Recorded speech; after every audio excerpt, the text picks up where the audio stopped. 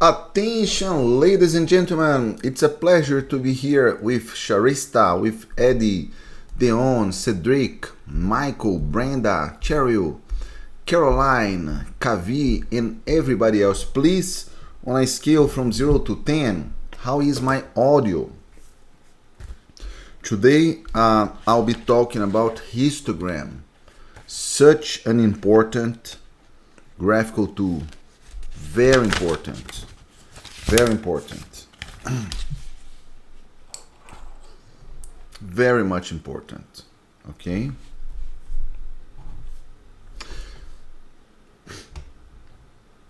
Type yes if you are aware of Pareto. If you know what is Pareto principle and Pareto graph. Okay, type here for me.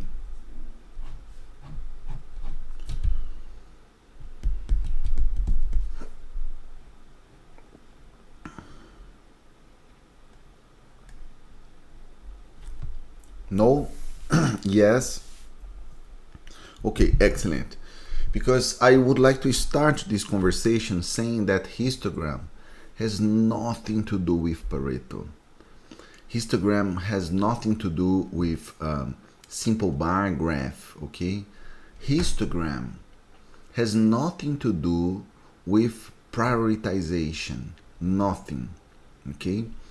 Histogram is an important graphical tool to help us having an initial idea about the probability distribution that better explains our data, okay? Our process, if we are talking in terms of Lean Six Sigma application.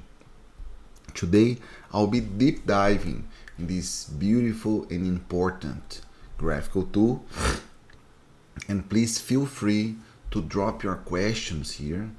I'll be more than glad to address your questions in our chat window, okay? I'll be opening up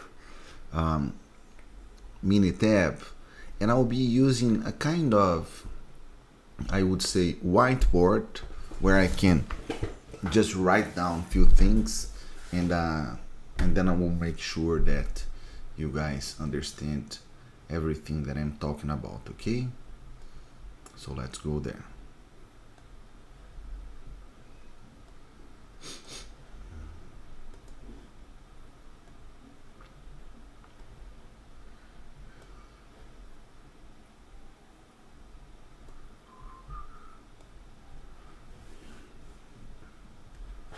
By the way, type here for me, where are you in the Lean Six Sigma journey? Where are you in the Lean Six Sigma journey?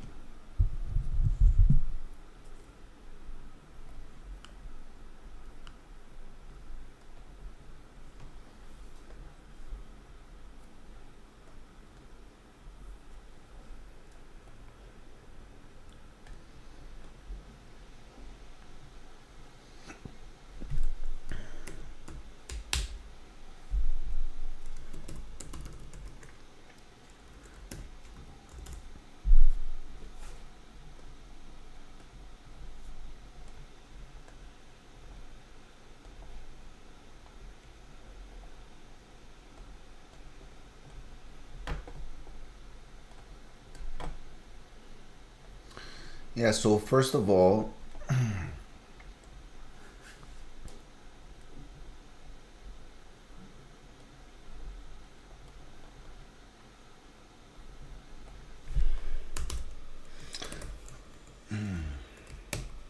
the main objective of histogram is to give us an initial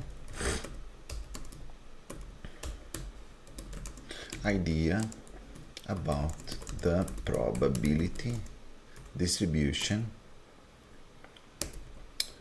behind our data, okay? Or that explains our process, if you prefer. Okay. Important. Histogram has nothing to do with Pareto. Histogram is not a simple bar graph. Okay, this is very, very, very much important. Very, very much important. Okay, so let's suppose if we take the sigma zone catapult that you guys, if you are a black belt student, you know about this catapult from sigma zone. And if I start here firing, you know, the ball, and then I have 448, I would say 448. Yeah, so let's say distance 448, and then I fire again with the same settings, okay. Then I have 444, for example. 444, yeah. And then I fire again, and I have 466, yes, 466. Do you guys agree that here in this process I will have a certain location, a mean or median or mode? I will have a spread, okay? I'll have a location, a central tendency, and also a spread. I can measure variation using range, max minus mean, or for you guys, max minus mean. I can also calculate standard deviation, for example. From 0 to 10, how much are you guys following me? So I'll not keep firing here, but just for you guys to have an idea of what I'm talking about. Let me just generate here 100 data points, okay? Let me generate here 100 data points. Yeah, distance, and let's say 450, and let's say 10, okay? And I don't want decimal places. Okay.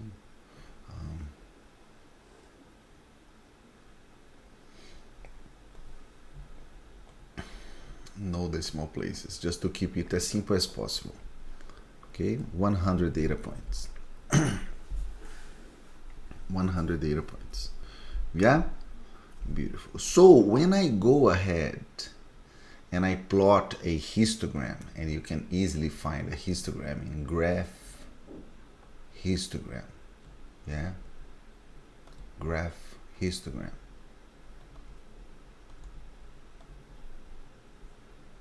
Our mission in today's session is to fully understand this graph. Okay, that's our mission. Let's fully understand this graph. Okay, let's fully understand what's going on here. And by the way, from 0 to 10, when you see this graph, how much do you understand? How comfortable are you? And 10 means, Marcelo, I can teach that. I understand so very much that I can teach histogram. And 0 is, Marcelo, I have zero clue. I am clueless about this graphical tool. So where are you? From 0 to 10. Where are you? 10 means, Marcelo, I can teach that. I know exactly what you are talking about. So we have 5s, we have 7s, we have 10. So again, this session that I am running here is an open session. It's a public session. Anyone can join. But I know that here I have master black belts, I have black belts, I have green belts, I have yellow belts, I have white belts, and I have people that are starting from scratch. Okay, their Lean Six Sigma journey. Regardless where you are, I truly consider that it is important to know that. Okay, if you are a continuous improvement professional.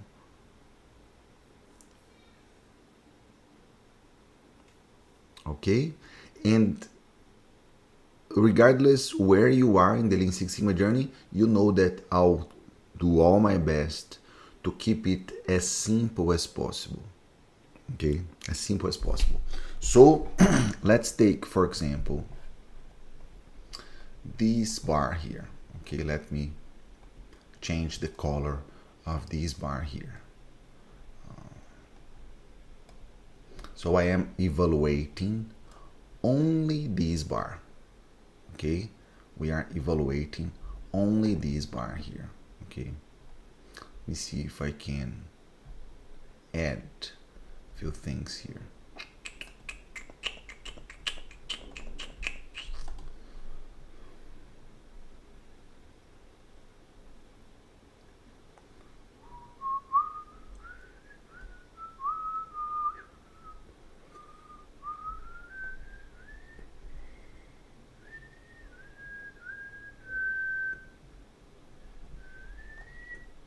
Okay, not a problem, not a problem. So let's fully understand this first bar, okay?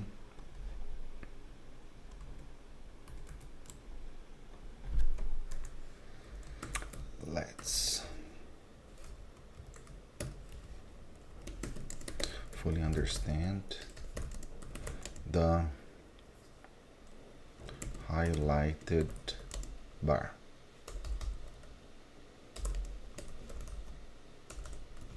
Okay, highlighted bar. And here I need to understand what is in X axis and also in Y. So let's understand what is in X axis and also Y axis. Okay.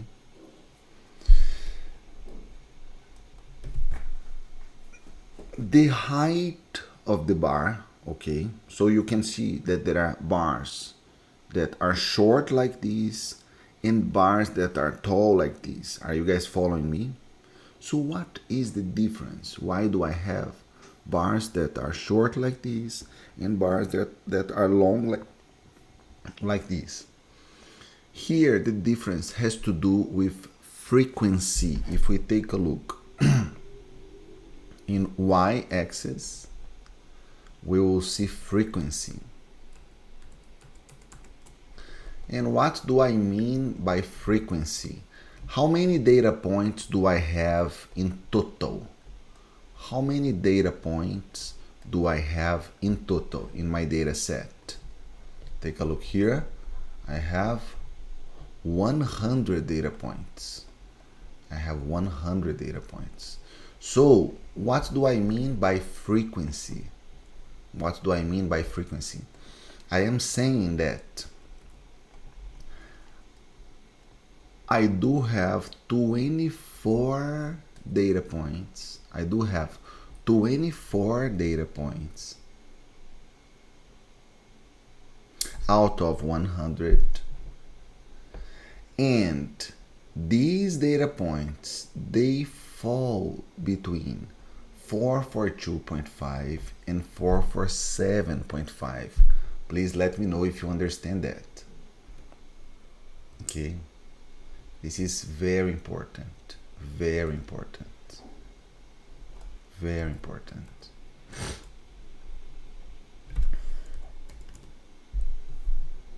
So see, I have right here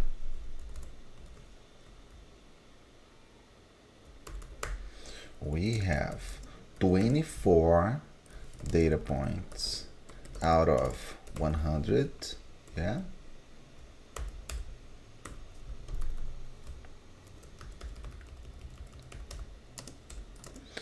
All these data points fall between 442.5 and 447.5. Okay, so see that here I have x, here I have x, and here I have y, and here I have y. Yeah, so how tall, how long is my bar has to do with frequency. And in x, differently from what many people think that histogram indicates, histogram does not indicate one single value. A very common mistake is, take a look here, that's a very good example. Take a look in this bar here. Take a look in this bar here. Many people would say that all the data points presented in this bar have this value. All of them, they value 450. And no, we do have in X scale intervals, bins. From 0 to 10, how much did you understand that? This is very important. So in histogram, I do not have, a certain group of numbers with the very same number. No, I'm talking about intervals. So I am grouping numbers. Okay, so take a look here.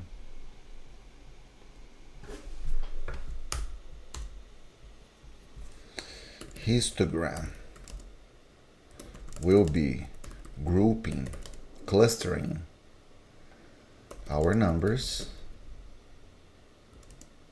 into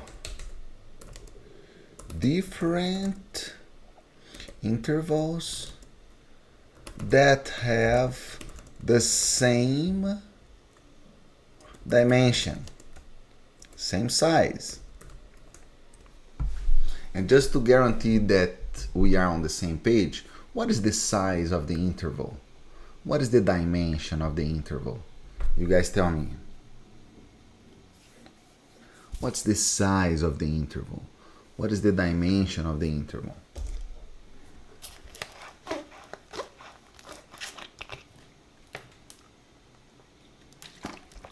Yes. 5, right? Because I have 447.5 and 442.5. Yes, so this guy here minus this guy will come to 5. Yes. Marcelo, how do you define the size of the interval? There are different methods. We will not go that deep. But just so you know, the formulas are in Minitab help, and there are different methods. Okay? The simplest method, but it's not the one that Minitab uses, is square root of sample size to define the number of bars. So we have 100 data points, we would have 10 bars. And then you have your range, max minus mean. You have your range, and then you divide by 10. Then you have the size of your interval. And you always round up. You round up, okay, to the closest integer number, okay? When we are talking about the number of bars, okay, in the first calculation, square root of sample size, let's suppose you have 95 data points, you would have as a square root of 95, 9 point something. You always round up, okay? The number of classes, okay, the number of bars. Yeah, wonderful. Type understood if you understood that. Once again, it's not what we have here because we have more than 10 bars, and I strongly recommend that you rely on Minitab's method. Okay? So if I take, for example, this bar here, let me paint this bar here.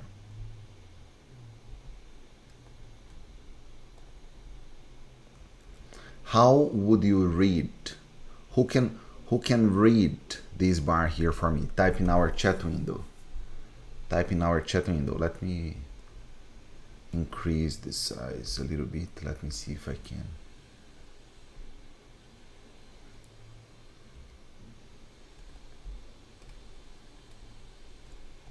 How would you read that?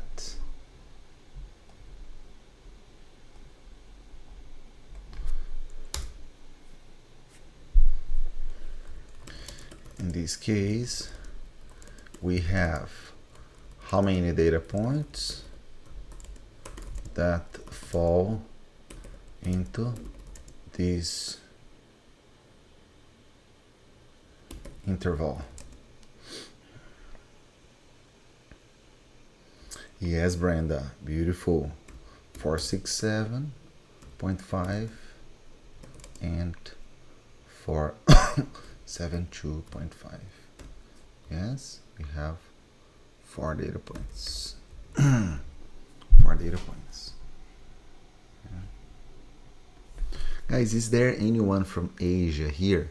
Because I'm planning to deliver these sessions 1 week on an Asia friendly time and another week on a Central friendly time. My friends from Americas, including Brazil, will be struggling a bit, okay?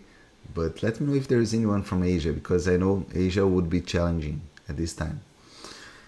The data points in the 100 initial... I don't know if initial, because it's at the end of the scale, right? So there is another way for us to see that is. Take a look. We are saying that we have 4 data points that fall between 467.5 and 472.5. So if I come here and I sort, the numbers are not sorted. So if I sort these numbers out, distance, I'll put in the original columns, okay? I can search for this interval. 467.5, 472.5. So 467.5. The first one would be this one here. Let me highlight.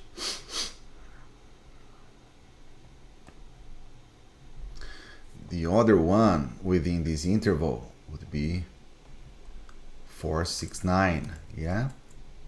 Within this interval. Then this one and this one. Are you guys following me? Because 476 is out of this interval. And 465 is out of this interval. Yeah?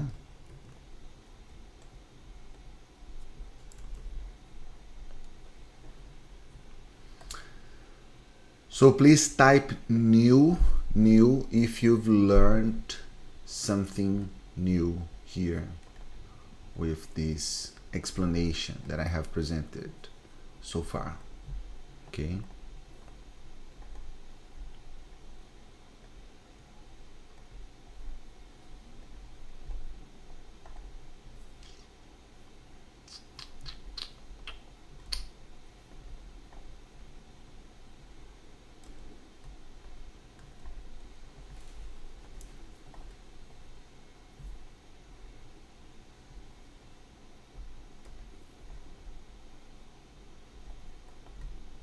Yeah.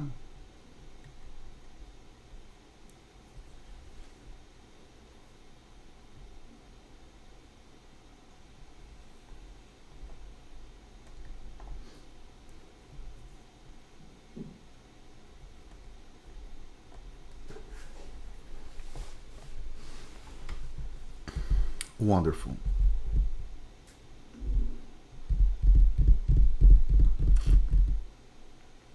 Wonderful. Question so far. Question so far.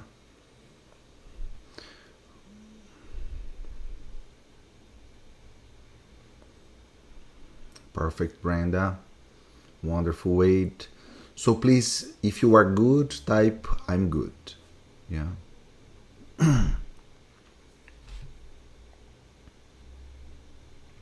Because then what's next? What's next? Okay, Marcelo, I understood what is a histogram, but why is it so important, to fully understand what is behind histogram? Well, because when you run, it is very unlike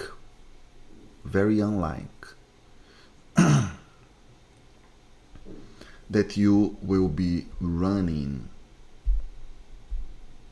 a pure histogram in your Lean Six Sigma journey, in your Lean Six Sigma projects. It's very unlike. But a histogram will be present in important analysis. For example, capability analysis. When you run a capability analysis, you know that you will have a histogram. Yeah.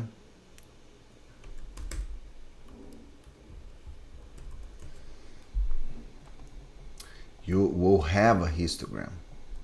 And once again, I don't want you to believe that this is a Pareto, this is a simple bar, graph. I want you to understand that this group of blue bars, they represent the initial representation, that graphical representation of your data that leads to this beautiful probability distribution. Because then with histogram, I can visually check if this bell-shaped curve properly models, my data. From 0 to 10, how much did you understand that? Because remember that we do have many different types of probability distribution. Many. We have normal, yes, we have normal probability distribution, but we have many other types. We have, for example, log normal. It's a non-symmetric probability distribution. We have exponential. Take a look. It's a non-symmetric probability distribution. We have F. Yes. F distribution. 10 and 5. Yeah. We have F. This is a crazy one, right? Yeah. We have many different probability distributions. And what is exactly a probability distribution? It is pretty much a representation of the possible values in the X scale that your process can generate. I can be talking about distance of the catapult, I can be talking about the width of this acrylic piece. I can be talking about the volume of water in a bottle of water, okay? And in the Y scale, I have density, but it's probability density. Unfortunately, we cannot pick just one data point, But if we could say that the probability of having zero, exactly zero, would be 40%. Wow, interesting. So I can now start working with areas. Because probability starts from 0 and ends in 1. Probability starts in 0 and ends in 1. So for example, if I pick the middle of my probability distribution, I know that the area is 50%. So what I'm saying is, in this process here, there is 50% that my part, presents, my process presents, in this certain characteristic, more than 0. Oh no, Marcelo, I want to know what's the probability of getting, for example, from -1 to 0.5, Okay, now we have another probability. 0.5328, so 53%, 53.28%. No, Marcelo, I want to know the probability of getting less than -2. Yeah. Wow, less than -2, the probability is 2.275. Yeah, 2%, around 2%. Are you guys following me? So this animal is way more sophisticated in terms of risk assessment, capability analysis than histogram. Way more sophisticated and way more assertive, to be honest. But histogram is the very first step. In order to get to something like this. Yeah? What if you plot the individual values without grouping? Yeah, Kenneth, let's go there. Let me see if this is what you want to see. Graph. Let me know if what you want to see is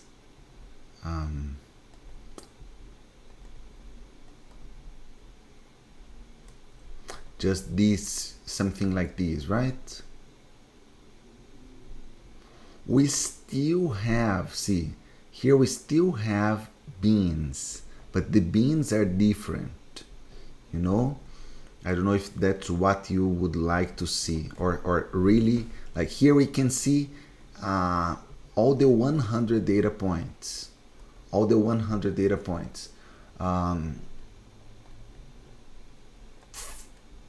But if you go for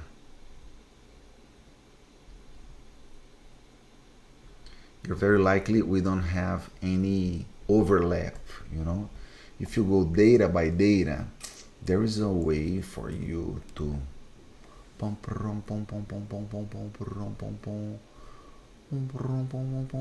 yeah, they will simply overlap, You will not see like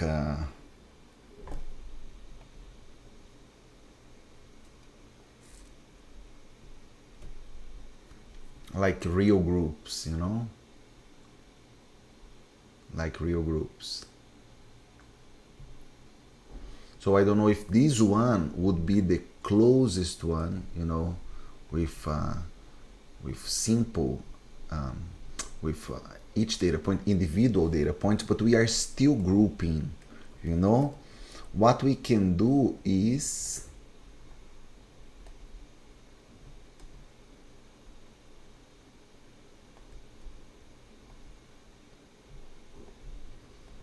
yeah, we can change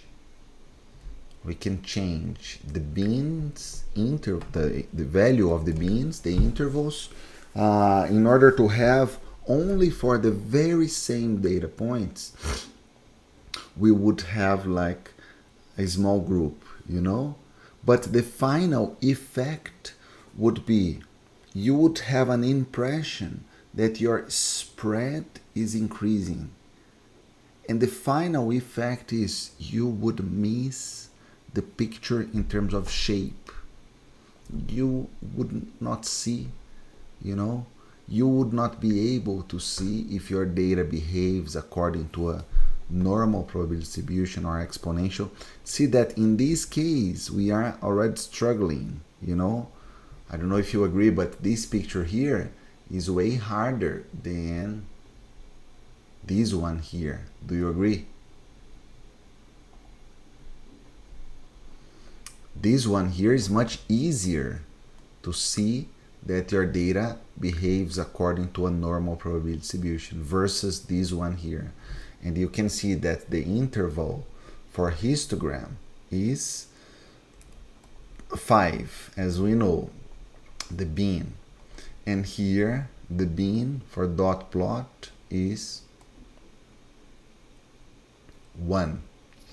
Is 1. I don't know if you guys can see. So when I reduce the size of the interval, I'll be increasing the number of classes. Yeah? But once again, I do not recommend you playing with these frequencies because there is a reason. There is a reason for Minitab plotting this number of classes. It is the optimal number of classes that will maximize, it is the right number of classes that will optimize, will maximize the chances of us seeing and understanding the probability distribution. Okay?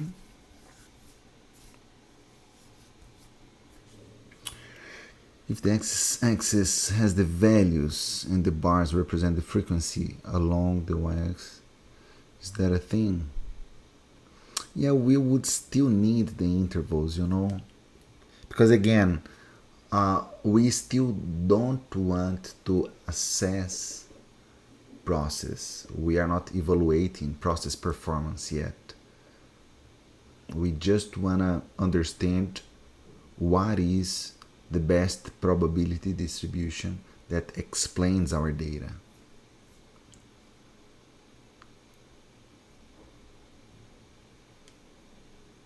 Does it mean anytime you use histogram, it automatically groups the data? Yes, correct, Charles. Here we are going a little bit deeper so you guys understand what is behind histogram and why it has nothing to do with Pareto.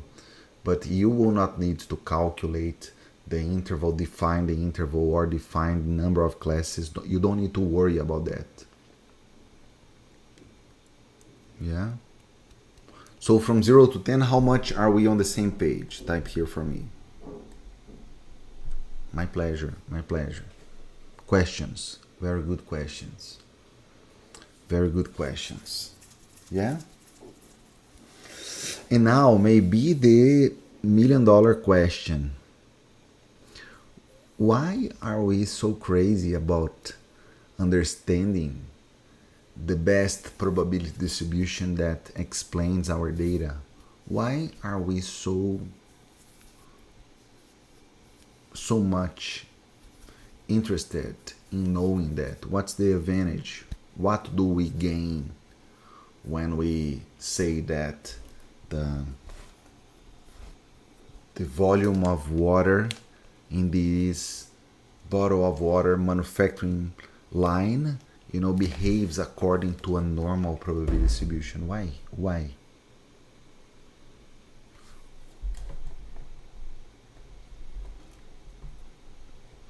What's the advantage, of running an analysis like this? Take a look.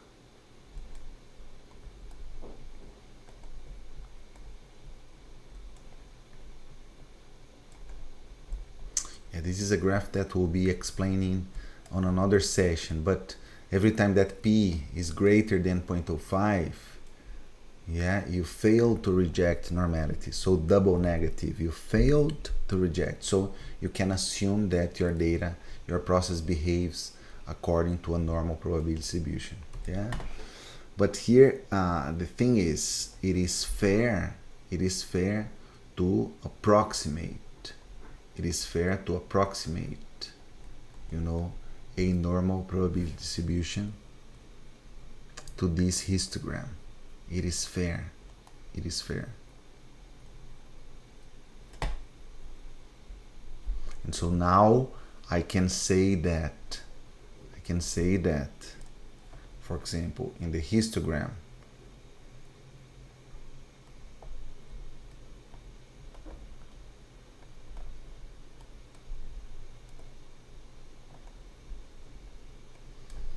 I can say things that are very interesting. 400, 500. I can say that I did not have any data point in my sample that distance 420. I did not have. But if my model, all models are wrong, some are useful. If my model is minimally accurate, I can flag to my customer that there is a certain probability of getting distances when I'm firing, you know, the balls in my catapult. Is there a probability to get, you know, 420 and below? Because see, if I look here to my data, I did not have anything below 425. I did not have anything below 425. And then there is a chance that we write down in our report saying, based on this sample, the shortest distance that you can have is 425. But remember that every time that we analyze a sample, we want to infer to the population performance type for p-value, Charista, for a normality test. For normality test, we don't want to reject the null hypothesis. For normality test, normally we want to fail to reject. It's like accept in quotes. Accept in quotes. We fail to reject. Yeah.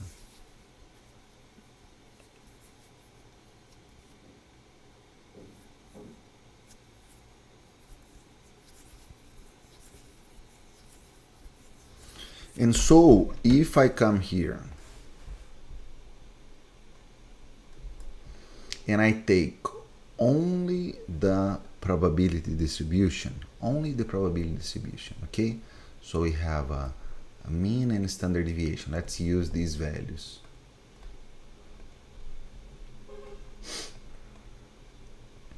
The mean is 449.8, 449.8.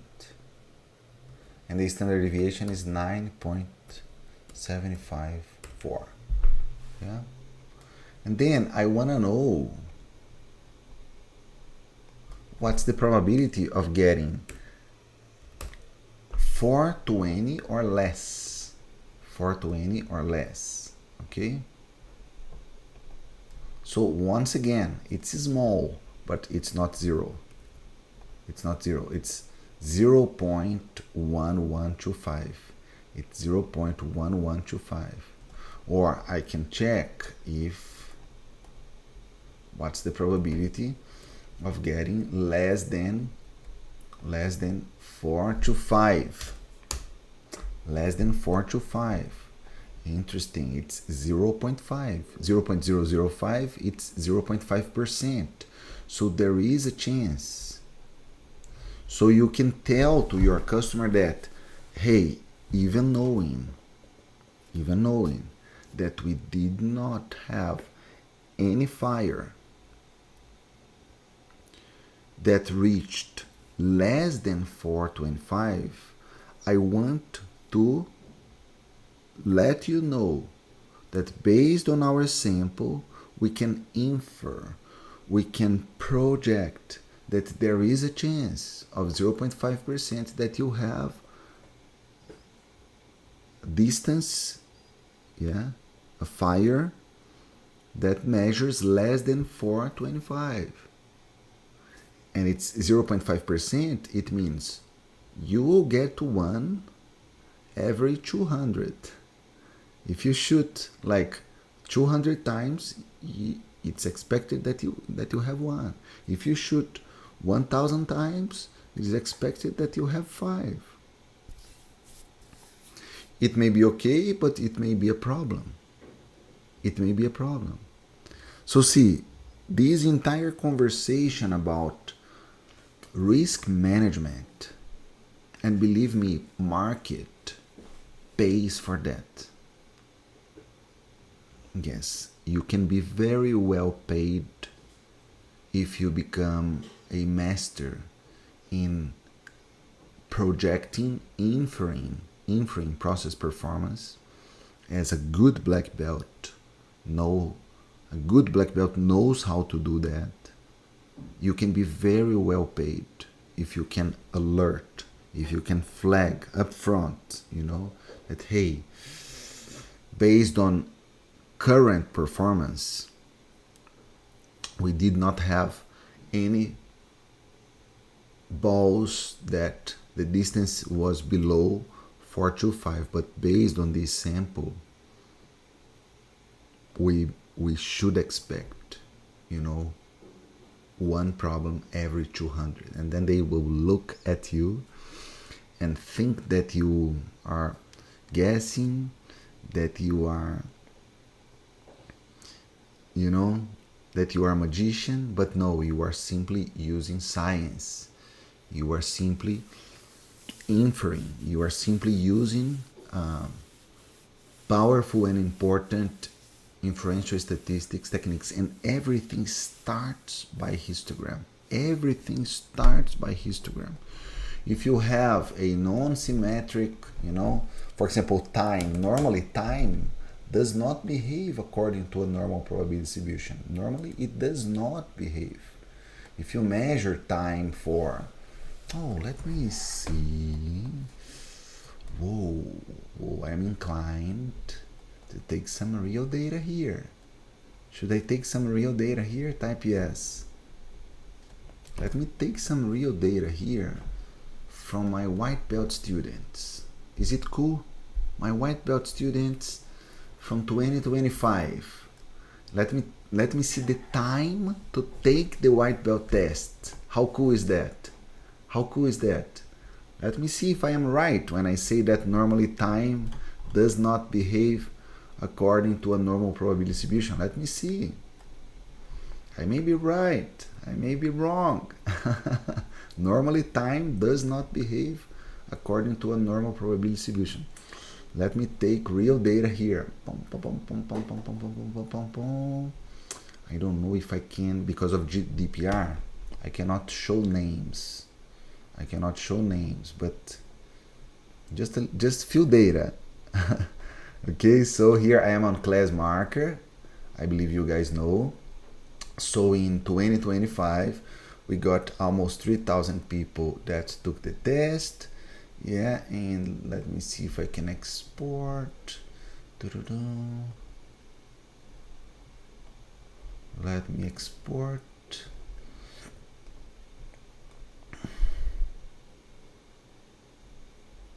Yeah, let me open up here the file. Delete.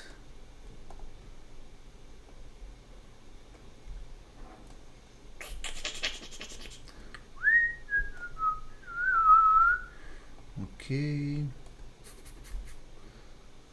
Let me delete the names and the emails. Bye bye.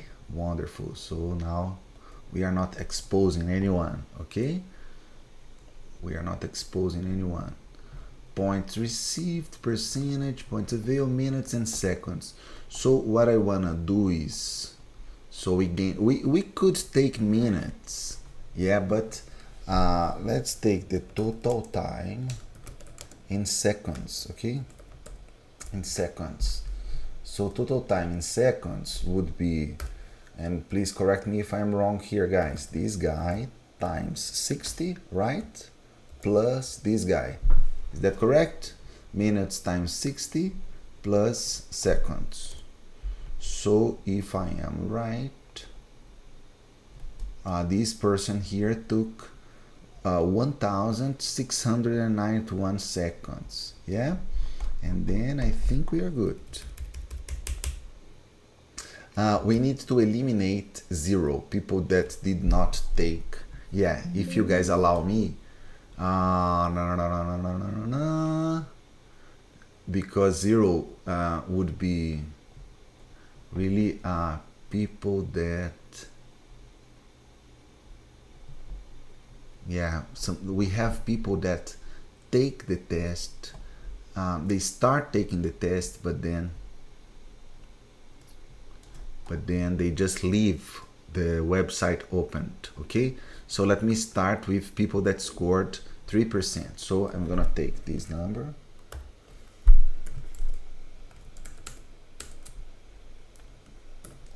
time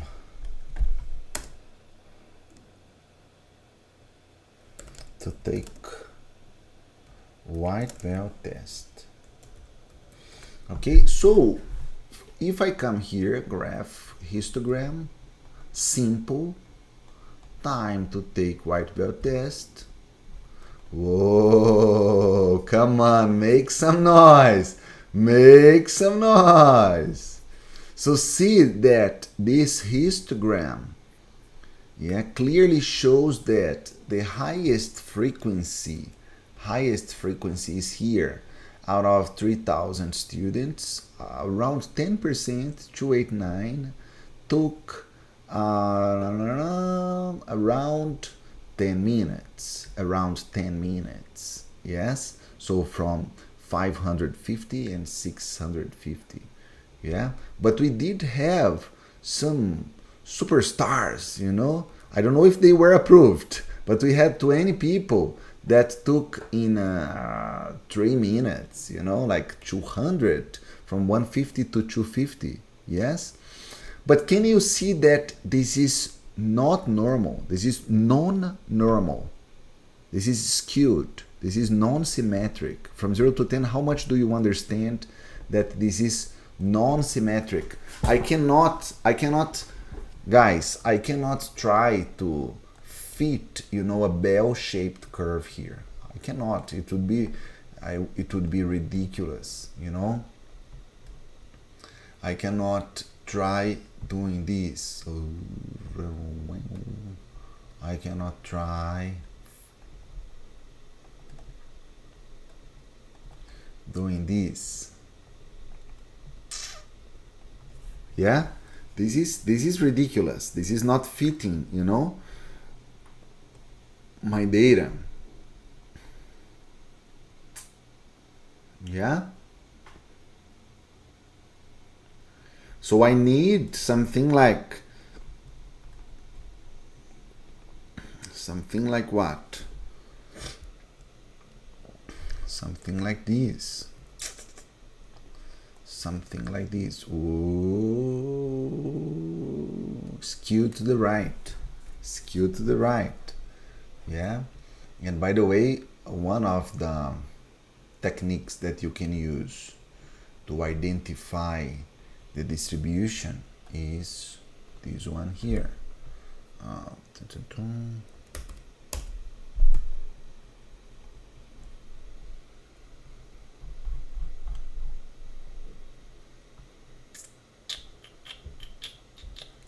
That's interesting. That's very interesting. Because we don't have any p-value. That's very interesting. That is greater than 0.05. There's one resource, if you are running a capability analysis, there's one resource in Minitab that is automated. So time to take, subgroup size, let's see, 3,000. And let's suppose I want people to take in max Next 20 minutes, let's suppose. So 20 minutes, I'm talking about 1200 seconds. Yeah. Very interesting. Yeah, Minitab needed to go for the non-parametric capability analysis. Very interesting. Did not find exponential or log normal, but normally time behaves according to exponential or log normal. Here we may be facing some problems because of the sample size, okay? We may be facing problems because of sample size. In a real project, I would definitely recommend you guys to go for an exponential, yeah? And in this case, we can simply come here and if I am very much confident that it behaves according to a log normal, I can come to non-normal and select here log normal, yeah, and then 1200, and I don't know if you guys agree, but can you see that it fits beautifully? Type beautiful if you agree that it fits beautifully. It fits beautifully. Differently, much better than a normal probability distribution. Yes, you guys tell me which one do you prefer, this one or this one or this one here? Take a look.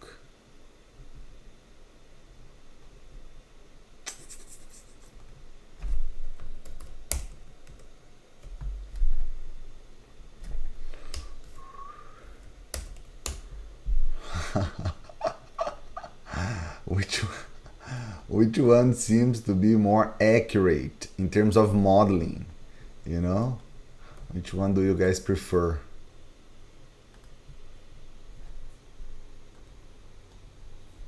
Log normal or normal? Which one? Which one, you know, fits better? This one or this one? Log normal, right? Exponential should be good as well. Let's go for exponential. 1 second. Should be very similar to log normal, to be honest. Okay.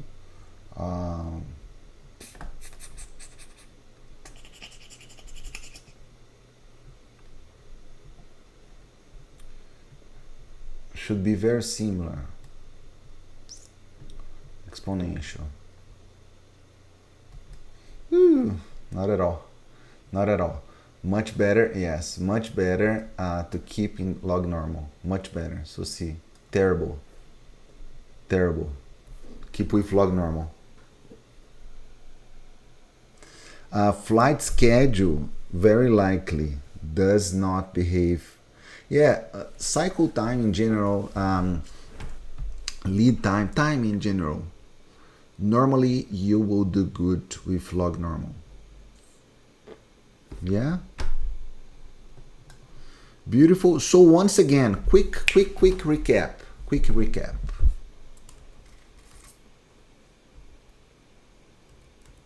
Guys, you may think that this is a kind of too complex conversation. You may think that this is a kind of too complex conversation, but if you break it down into elements, you can digest. Type here digestible. This is digestible. This is digestible. And why am I saying that? Because if you master process capability, risk assessment, believe me, there are many companies that will be paying you a good amount of money for you to perform, you know, capability analysis that people can trust. If you truly master this topic here, you can be even more respected. You can build an entire career based on that, pretty much. That, once again, it's one of the topics of our black belt certification. Yeah, companies value professionals that know about that. Okay? Digestible, yes.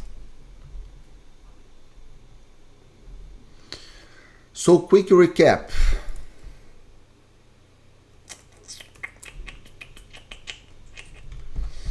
Quick recap.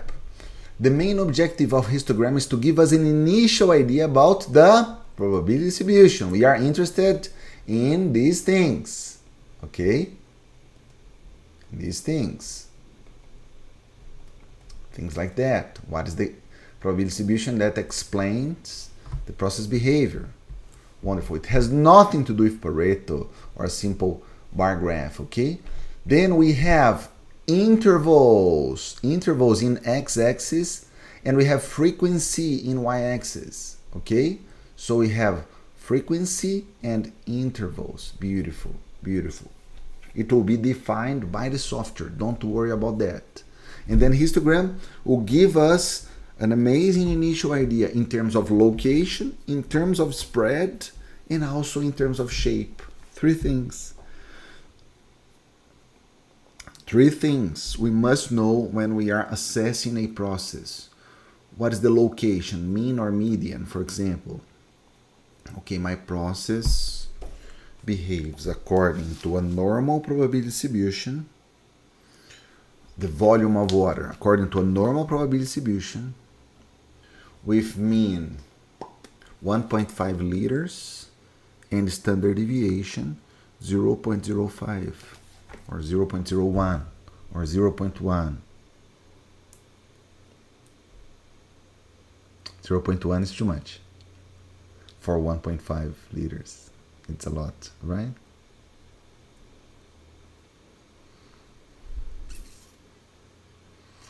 Did you guys enjoy this session? Yes? Who is my student here? Type, I am your student. I am not your my black belt student. Type here, I am your black belt student. I am not your black belt student. Just out of curiosity.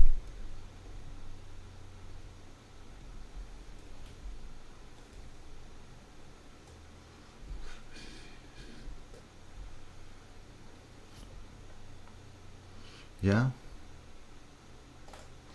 Beautiful. Type useful if you found this session useful. It would be an honor for me if you can subscribe to my channel, give us a like, okay? Give us a like, and I'm looking forward to meeting you guys in our next Lean Six Sigma for All session. Thank you so very much. Stay blessed and have an amazing rest of week. Bye-bye.